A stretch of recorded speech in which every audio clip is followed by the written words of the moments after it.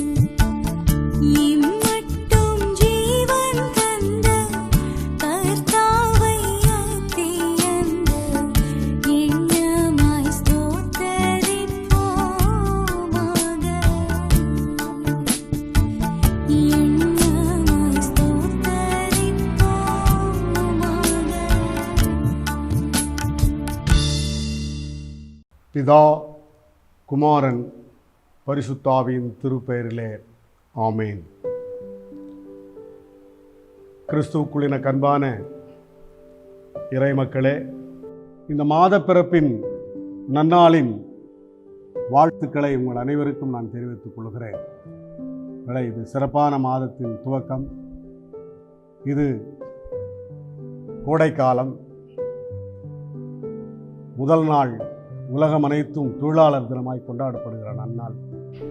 இந்த நாளிலே அனைத்து உழைக்கும் வர்க்கத்தின் மக்களுக்கும் என் வாழ்த்துதல்களையும் என்னுடைய வந்தனங்களையும் வணக்கத்தையும் நான் தெரிவித்துக் கொள்கிறேன். கடவுள் உலகத்தை படைக்கிற பொழுது படைப்பின் வரலாற்றில் மனிதனை, மனுக்குலத்தை உழைப்பாளியாகத்தான் படைத்தார். நீங்கள் பார்க்கிற பொழுது அந்த வரலாற்று முதல் 2 அதிகாரத்திலும் 3ஆம் அதிகாரத்திலும் படைப்பின் வரலாற்றை பார்க்கிறோம். படைப்புகளை எல்லாம் படைக்கிற பொழுது அந்த படைப்புகளை பண்படுத்தி பராமரித்து அந்த ஜீவராசிகளுக்கெல்லாம் ஒரு துணையாய், ஒரு பாதுகாவலனாய், பராமரிப்புகிறவனாய் மனிதனும் படைக்கப்பட்டான் என்பதை நாம் திருமறையில் வாசிக்கிறோம். ஆனால் இன்றைக்கு வாழ்கிற உலகில், குறிப்பாய் இந்த நாட்களிலே, இந்த கோடை காலம் எப்போதும் இல்லாத அளவிற்கு 106, 107, 110 வரை வெப்பம் செல்லும் என்று நம்மை எச்சரிக்கிறார்கள். நாம் யோசித்து பார்க்கிற பொழுது ஏன் இந்த வெயில் கொடுமை? முன் எப்போதும் இல்லாத அளவிற்கு மனிதர்கள் இந்த வெயிலுக்காக, உஷ்ணத்துக்காக மரிப்பது மிக வருத்தத்தை அளிக்கிறது. காரணம் என்ன? நான் சமீபத்திலே தரங்கம்பாடி சென்றிருந்தேன். தரங்கம்பாடி போகிற வழியெல்லாம், இதற்கு முன்னால் போகிற பொழுதெல்லாம் வளைந்து வளைந்து செல்கிற அழகான பாதை, இருபுறங்களிலும் அடர்த்தியான மரங்கள், புதர் செடிகள், நெல் வயல்கள், பசுமை போர்த்திய இடங்கள், அவற்றின் இனிமையான காற்று, தென்றல், இவையெல்லாம் இன்றைக்கு காணவில்லை. சாலை தொடங்குகிற இடத்திலிருந்து முடிகிற இடம் வரை சிமெண்ட் பாலைவனம் போல பெரிய பெரிய பிரிட்ஜஸ், அகலகலமான சாலைகள், சிமெண்ட் சாலை. ஆனால் ஒதுங்குவதற்கு நிழலுக்கு கூட ஒரு மரம் இல்லை. அந்த பயணமே மிகவும் சங்கடமான ஒரு பயணமாய் இருக்கிறது. இதுதான் இன்றைக்கு நிலை. வீட்டுக்கு அருகாமையில் இருந்த மரங்கள் எல்லாம் வெட்டப்பட்டு விட்டது. இன்றைக்கு வீடுகளுக்குள்ளும் உஷ்ணம், வெளியிலும் உஷ்ணம். ஏன் இந்த நிலை? இதற்கு காரணம் இந்த உலகத்தை பண்படுத்தி பராமரிக்கிற பொறுப்பை, அந்த உழைப்பை நமக்கு கொடுத்தவர் நம்மை படைத்த கடவுள். படைப்புகளோடு ஒரு ஏந்த வாழ்வை வாழ நாம் அழைக்கப்பட்டோம். ஆனால் மனுக்குலம் இயற்கையை சூறையாடிவிட்டது. இயற்கையை முற்றிலுமாய் இழந்து தவிக்கிறோம். இன்றைக்கு நம்முடைய சுற்றுப்புற சூழல் பெரும் முதலாளிகளுக்கு சாதகமான விஷயங்களுக்காக அழிக்கப்பட்டு விட்டது. காடுகள் குறுகிவிட்டது. மிருக ஜீவன்கள் மக்களை தேடி வருகிற உணவுக்காக, தண்ணீருக்காகவும் மக்களை தேடி வருகிற ஒரு கோரமான சூழ்நிலையில் நாம் வாழ்கிறோம். கடவுள் படைக்கிற பொழுது இதை பண்படுத்தி பராமரிக்கிற பொறுப்பை அளித்தார். நாம் அதை ஆளுமைப்படுத்தி ஆண்டு ஒன்றுமில்லாததாய் செய்தோம். திருமறை நமக்கு சொல்லுகிற பொழுது ஒரு செய்தியை சொல்லுகிறது. மனிதன்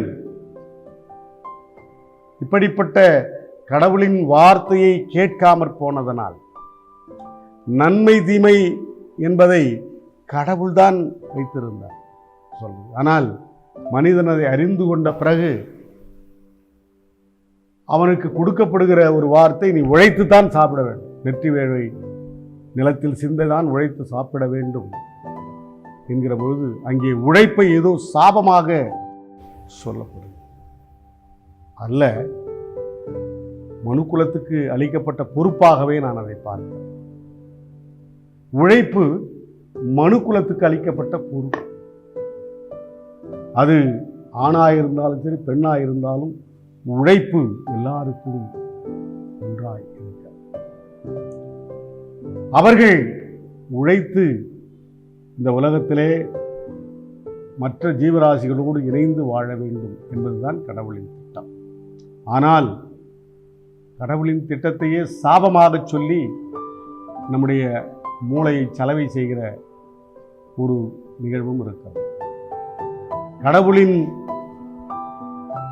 திட்டத்தை சாபமாக மாற்றுகிற செய்திகளும் நாம் பார்க்கிறோம். ஆனால் கடவுளின் நோக்கம் அதுவல்ல. மனிதன் ஒரு உழைப்பாளி, ஒரு நல்ல உழைப்பாளி. மனுக்குலம் ஆணும் பெண்ணுமாக படைத்தது இருவரும் உழைக்க வேண்டும்.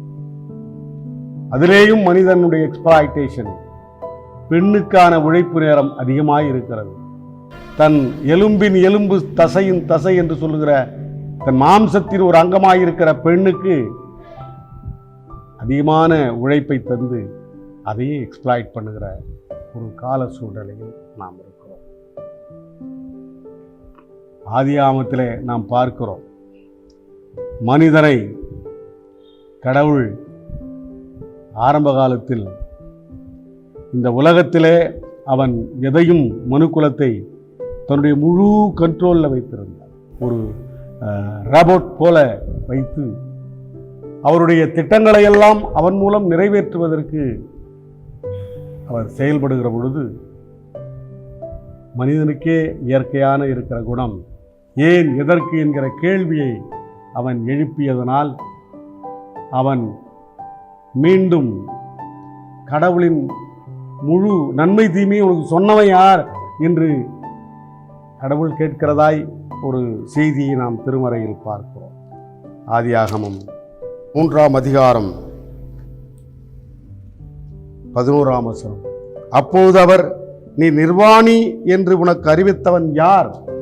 யார் உன்னை சொன்னது என்று கேட்கிறார். ஒருவே இல்லை, அது பிசாசோடு தொடர்புபடுத்தப்படுகிறது. ஆனாலும் கடவுள் அவனுடைய செயல்பாடுகளை பாராட்டித்தான் அவனை ஒரு பெரிய சமூகமாய் இந்த உலகத்தில் பேசிக்கா அவன் ஒரு உழைப்பாளி.